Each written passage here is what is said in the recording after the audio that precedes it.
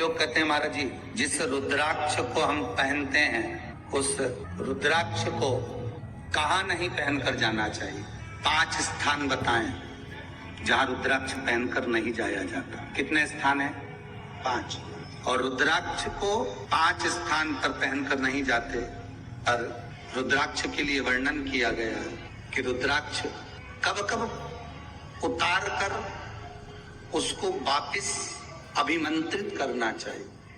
5 जगह पहनकर नहीं जाना चाहिए और रुद्राक्ष को अभिमंत्रित करना मतलब सीधा अमावस्या के दिन, पूर्णिमा के दिन, शिवरात्रि के दिन, श्रावण महीने के सोमवार को, प्रदोष के दिन, ये दिन आपके शरीर में जहां पर भी रुद्राक्ष है, आपके गले में अगर आप रुद्राक्ष पहने हो, आपके हस्त कमल में आप रुद्राक्ष पहने हो, आपने अपने पास में कहीं रुद्राक्ष रख रखा है, तो उस रुद्राक्ष को अमावस्या, पूर्णिमा, शिवरात्रि या श्रावण का सोमवार या प्रदोष आदि, इस दिन उस रुद्राक्ष को एक बार दूध में धोने के बाद उसमें थोड़ा सा सरसों का तेल अवश्य लगाना चाहिए। क्या होगा उससे? उससे होगा क्या? शिव महापुराण की कथा कहती है, महाराज रुद्राक्ष को दूध में धोने के बाद, स्नान कराने के बाद जल से स्नान कराया, थोड़ा सा सरसों का तेल लगा दिया। महाराज क्या मिलता है उससे? तो कहा उस रुद्राक्ष में बल प्राप्त होता। कौन सा बल? जो शरीर के अंदर बीमारियां बढ़ती हैं, उस बीमारी को वो रुद्राक्ष धीरे धीरे समाप्त करना प्रारंभ कर देता। पर एक और चीज याद रखना, जिस रुद्राक्ष के पानी को आप बीमारी के समय पर गलाकर पीते हो, उसमें सरसों का तेल नहीं लगाना। उसमें सरसों का तेल नहीं लगाना है। उसको तो आप केवल स्नान कराओ दूध से, जल से, और फिर उसको गला दीजिए। उसका पानी आप पीना चालू कर दीजिए। जिसको बड़ी बीमारी होती है उसके लिए कल कथा में वर्णन किया रुद्राक्ष के जल। रुद्राक्ष का जल पिया जाता है शरीर के अंदर से रोग को, बीमारी को हटाने के, रोग बीमारी को समाप्त करने। तब 5 स्थान बता दिए, 5 जगह बता दी, 5 स्थान निश्चित कर दिए जहां पर रुद्राक्ष को पहनकर नहीं जाना। पहला, किसी की मृत्यु वाली जगह पर। दूसरा, जहां पर बच्चे का जन्म हुआ, मृत्यु आदि जगह पर सूतक लगती है। जहां बच्चे का जन्म लेता है वहां सावड़ लगती है।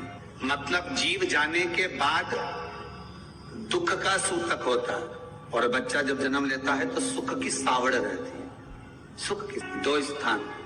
तृतीय स्थान, तीसरा स्थान दिया जहां पर वैश्यावृत्ति होती हो या महाराज मदिरा का पान होता हो, उस स्थान पर रुद्राक्ष को नहीं ले जाया जाता। चौथा स्थान रुद्राक्ष के लिए कहा गया, जिस स्थान पर आपको ज्ञात नहीं है और आपको लगता है कि ये स्थान अज्ञात है, यहाँ पर कई जगह पर कुछ जीवों की हत्या हुई है या किसी जीव को नष्ट किया गया है, उस स्थान पर रुद्राक्ष को नहीं ले जाना चाहिए। 5वां, महाराज आपके रुद्राक्ष का जहां अपमान हो रहा है, अपमान से समझ में आ रही है ना आपको बात? एक आय को ढोंग प्रपंच में पढ़ा है, कौन ने कहा इतने रुद्राक्ष धारण कर ले?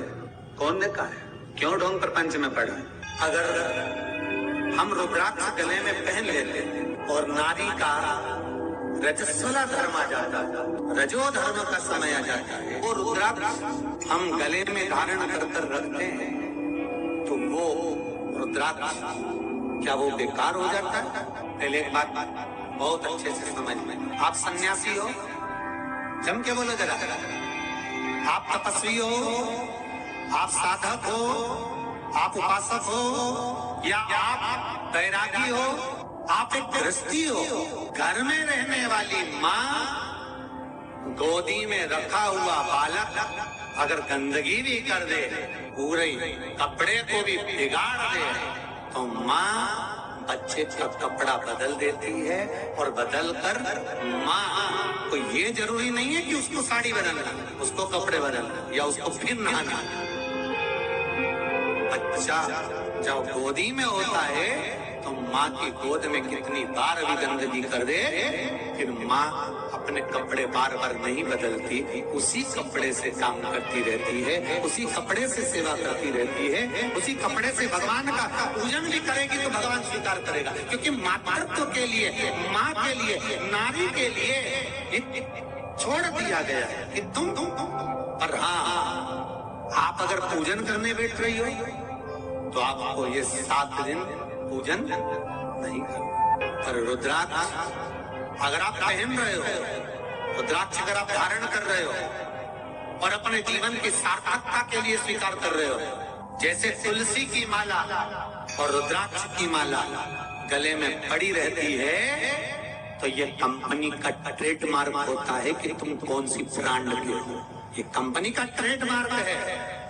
तुलसी की माला पहनकर प्राण छूट गए तो वैकुंठ चले गए, और रुद्राक्ष की माला पहनकर प्राण छूट गए तो कैलाश धाम चले गए। ये कंपनी का ट्रेडमार्क। छोटे रुद्राक्ष की माला, छोटा जो रुद्राक्ष होता है उसकी माला, कैंसर का जो मरीज होता है, अगर वो फर्स्ट स्टेज का कैंसर भी है, छोटे रुद्राक्ष अगर अच्छे हैं, 3 मुखी से लेकर 5 मुखी, 7 मुखी, 9 मुखी, 11 मुखी छोटा रुद्राक्ष मिल जाए, उसकी माला अगर पानी में डाल दी जाए और उस पानी को वो मन का ही डाल दो, उसी का पानी थोड़ा थोड़ा कैंसर के मरीज को सुबह दोपहर शाम श्री शिवाय नमस्तुभ्यम का जाप कर कर, पंचाक्षर ओम नमः शिवाय का जाप कर कर, शंकर शिव का नाम लेकर, महाकाल बाबा का नाम लेकर, विश्वेश्वर विश्वनाथ का नाम लेकर, केदारेश्वर का नाम लेकर, 12 ज्योतिर्लिंग का स्मरण कर कर अगर वो आचमन करना प्रारंभ कर दे तो कैंसर रोग में भी आराम मिलना प्रारंभ हो। केवल आचमन ही नहीं करना है, अगर स्त्री है तो अपने उल्टे हाथ पर भी उस मनके की माला को लपेट सकती है। पुरुष है अपने राइट हैंड में उस माला को, अगर कैंसर से पीड़ित व्यक्ति है, रोग से बहुत पीड़ित व्यक्ति, उसको बल मिलता है, उसको पावर मिलता है, उसको एक एनर्जी, उसको एक तेज मिलता है रोग से लड़ने का। कई लोग कहते हैं महाराज जी रुद्राक्ष को सिद्ध कैसे करना चाहिए? तो शिव महापुराण में एक ही उपाय लिखा है, 108 बेलपत्र पर शंकर का नाम लिखकर समर्पित कर दो, या लाल चंदन चढ़ाकर समर्पित कर दो रुद्राक्ष के ऊपर, या उस रुद्राक्ष को आप अभिषेक में समर्पित करो, या उस रुद्राक्ष को सरसों के तेल में रखकर उसको फिर समर्पित शिव जी को करो। रुद्राक्ष को निकाला, शंकर जी के ऊपर रखा, शिव जी के चरणों में रखा, अभिषेक किया, उसको धारण किया। सिद्ध कैसे करना है?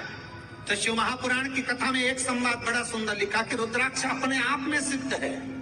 मुंबई में एक मेडिकल रिसर्च सेंटर में इस रुद्राक्ष के पानी का रिसर्च किया जा रहा है। आप लोग निकालना कभी, आप लोग तो उसमें निकलेगा, उसका सेंटर का नाम दिया जाएगा कि किस रिसर्च सेंटर में निकाला जाएगा।